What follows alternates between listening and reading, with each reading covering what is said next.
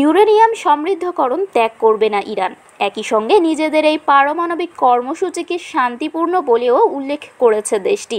আর এরই জেরে ইরানকে হুঁশিয়ারি দিয়েছেন যুক্তরাষ্ট্রের প্রেসিডেন্ট ডোনাল্ড ট্রাম্প। প্রয়োজনে আবার হামলা করা হবে বলে জানান তিনি। মঙ্গলবার এক প্রতিবেদনে টিআরটি ওয়ার্ল্ড জানায়, যুক্তরাষ্ট্রের সাম্প্রতিক বিমান হামলায় বড় ধরনের ক্ষতি হলেও ইরান তাদের পরমাণু কর্মসূচি ত্যাগ করবে না বলে জানিয়েছেন দেশটির পররাষ্ট্রমন্ত্রী আব্বাস আরাগচি। তিনি ইউরেনিয়াম সমৃদ্ধকরণকে ইরানের জাতীয় গর্বের অংশ হিসেবে উল্লেখ করেন।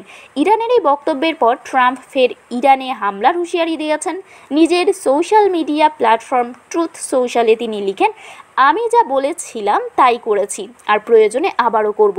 পরে তিনি মার্কিন সংবাদ মাধ্যম সিএনএন-এর একটি প্রতিবেদন নিয়েও ক্ষোভ প্রকাশ করেন। এতে বলা হয়েছিল, মার্কিন হামলা ইরানের কর্মসূচিকে মাত্র কয়েক মাসের জন্য বিলম্বিত করতে পেরেছে। তিনি সেই প্রতিবেদনের সাংবাদিককে বরখাস্ত করার দাবিও তোলেন। ফক্স নিউজকে দেওয়া এক সাক্ষাৎকারে আরাগচি বলেন, এই মুহূর্তে সমৃদ্ধকরণ বন্ধ আছে, কারণ হামলায় আমাদের অনেক ক্ষতি হয়েছে, কিন্তু এটাকে পুরোপুরি ছেড়ে দেওয়া বা ত্যাগ করা আমাদের জন্য অসম্ভব, কারণ এটি আমাদের নিজস্ব বিজ্ঞানীদের অর্জন। ভবিষ্যতের যে কোনো পরমাণু চুক্তিতে ইরানের ইউরেনিয়াম সমৃদ্ধ করার অধিকার থাকা উচিত।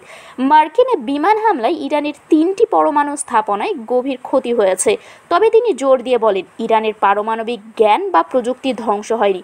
আরাগচি আরও বলেন, আমরা যে কোনো আস্থা গঠনের পদক্ষেপ নিতে প্রস্তুত, যা প্রমাণ করবে যে ইরানের পারমাণবিক কর্মসূচি শান্তিপূর্ণ এবং চিরকাল শান্তিপূর্ণই থাকবে। ইরান কখনো পারমাণবিক অস্ত্র তৈরির দিকে যাবে না, আর এর বিনিময়ে আমরা তাদের কাছে থেকে প্রত্যাশা করি তারা নিষেধাজ্ঞা প্রত্যাহার করবে। তাই যুক্তরাষ্ট্রের প্রতি আমার বার্তা, আসুন ইরানের পারমাণবিক কর্মসূচি নিয়ে আলোচনার মাধ্যমে একটি সমাধানে পৌঁছায়। শারমিন শিমু, বরেন্দ্র টেলিভিশন।